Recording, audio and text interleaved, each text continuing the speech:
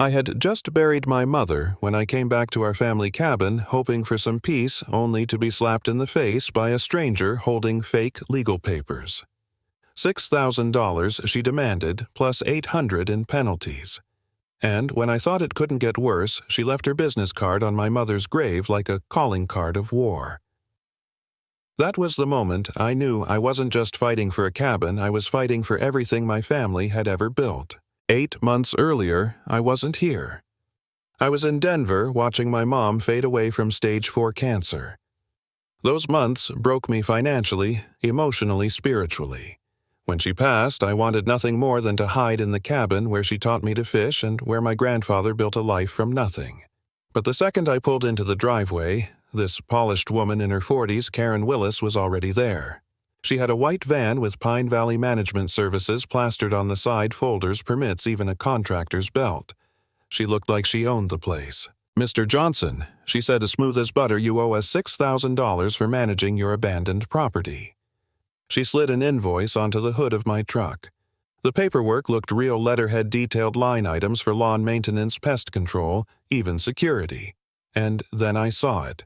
My signature. Or at least something that looked exactly like it. My stomach dropped. "This is fraud," I told her. She didn't flinch. She pulled out more documents, business license, insurance certificates, county permits. She even quoted a Colorado statute about abandoned properties like she'd rehearsed it in front of a mirror. The scariest part, she believed her own performance. I called the sheriff's department, certain this nightmare would end fast. But when Deputy Miller showed up, he skimmed her papers and shrugged. "Looks like a civil matter, sir. You'll need to take it to court." Karen smiled like she'd just won round 1. Before she left, she warned me non-payment meant a lien would be filed in 15 business days. Then she drove off as calm as if she'd just delivered groceries. That night, I sat on the deck staring at the papers, wondering how the hell this was happening. And then, the next day, it got worse. A county utility truck idled down my road, the driver watching my cabin through binoculars. No note, no explanation, just surveillance. My sanctuary felt invaded. And then I saw it, the photo that made my hands shake. Someone had placed Karen's business card on top of my mother's grave right next to the fresh flowers I had left 3 days earlier. She knew exactly where to hit me. I called my old college buddy Tom, now a lawyer in Boulder. "Someone's trying to steal my property," I said, "and they just threatened my mother's grave." Within 20 minutes, he was on his way. My neighbor Mike, a retired sheriff's deputy, also showed up. He told me Karen wasn't just some scammer. She used to work in county planning. She knew the loopholes, the record-keeping failures, the cracks in the system. She'd been planning this. Tom and I laid everything on the table. The invoice, the fake signature, the threats. When he dug into county records, he found something staggering. According to the digitized files, ownership of our cabin and surrounding land had been unresolved since the 1970s. But when the county clerk pulled the original paper records, the truth came out. My grandfather had filed for 1,847 acres in 1952. The entire valley. Every house, every business Karen had her claws in it was all built on my family's land. I should have felt powerful. Instead, I felt sick. I didn't want to be a landlord to an entire valley. I just wanted to grieve in peace. But Karen wasn't backing down. She launched a smear campaign. She held an emergency meeting at the local church, complete with a PowerPoint warning residents about fraudulent land grabs. She painted me as an outsider, absent for 8 months, trying to steal homes. When I tried to explain I'd been caring for my dying mother, someone shouted from the back. Convenient excuse. The crowd applauded her. My friends avoided eye contact. The woman who put her card on my mom's grave now had an entire town clapping for her. For a while, I almost gave up. Sitting alone in that cabin, staring at the mountain my mom loved, I thought maybe everyone was right. Maybe fighting this was selfish. Maybe I should just walk away. But then, Rose Carter, a 75-year-old neighbor, invited me to her basement. She'd kept decades of local records, and in one dusty box was a letter from my grandfather in 1974. He'd settled a federal boundary dispute that cleared our land claims. That letter lit a fire in me. I wasn't crazy. I wasn't wrong. My family had fought this fight before and won. Armed with that, Tom and I confronted Karen in her office. The waiting room was full of clients when I told her the truth. She'd been operating on Johnson family land since 1952. For the first time, her perfect smile cracked. She scrambled through files, muttering legal statutes, calling the clerk, calling title companies, growing frantic.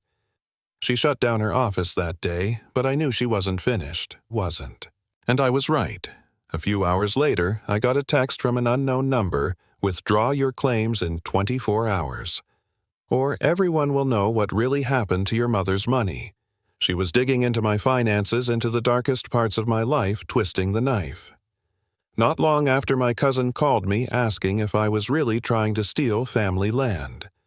Karen had reached my relatives, poisoning them against me. Her campaign went nuclear. She created a Facebook group, Pine Valley Community Protection Alliance, and within 2 days, half the town had joined. She branded me a predator, a fraud, a stranger who abandoned them. At the grocery store, people whispered and turned away. At the diner, conversations stopped when I walked in. I was a pariah in the community my grandfather had founded. But Karen wasn't satisfied with character assassination. One night, Mike called in a panic. "Jack, get out. Karen's parked at the end of your driveway, lights off." I looked out the window and saw her car engine running. Later, my security cameras caught her slipping into my cabin and planting forged letters from me that threatened her.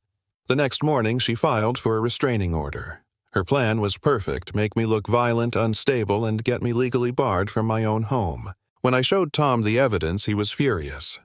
"This is evidence tampering, breaking, and entering harassment," he said. "But we'll need ironclad proof to beat it." That's when Beth, Karen's assistant, slipped us a lifeline. She'd seen too much and wanted out. She revealed Karen's new plan: she was contacting the U.S. Forest Service, trying to drag federal authorities into the dispute. If she succeeded, every property owner in Pine Valley could lose their deeds. Her scorched earth strategy was terrifying. If she couldn't have control, she'd burn everything down. The community panicked when federal investigation letters arrived. Karen stood in front of crowds claiming my fraudulent filings had triggered this, but she could guide them through the crisis. People begged to pay her for protection. Watching that circus, I thought it was over. But then Mike drove 6 hours to Denver and came back with gold, the certified 1974 boundary correction my grandfather filed. Tom rushed it into federal court just hours before the hearing. The Denver courthouse was packed. Karen strutted in like a queen, flanked by supporters waving "Save Pine Valley" signs. She delivered a flawless opening, spinning tales about protecting families, citing survey errors from the 60s, parading neighbors as victims of my land grab. The gallery applauded like it was theater. Then it was our turn. Tom presented the certified federal documents, the original surveyor's notes, the clerk's testimony. A federal geologist confirmed all disputes had been resolved decades ago. Our ownership was legitimate. The room went dead silent. That's when Karen unraveled. She shouted about forged papers, procedural fraud, conspiracies. She lunged toward the clerk's table, trying to snatch the documents. Bailiffs restrained her as cameras rolled. The community's savior was now screaming, "Delete these records. Protect my community from criminals like him." The judge held her in contempt on the spot. Her business collapsed that same day. Licenses suspended, fraud investigation launched, assets frozen. Pine Valley residents who had sworn by her turned away in shame. And as the bailiffs dragged her out, she locked eyes with me and hissed, "This isn't over, Johnson. You have no idea what you've started." That was the moment the mask came off. And the lesson: sometimes the loudest protectors are really predators. So when someone demands power in the name of community, check who they're really protecting.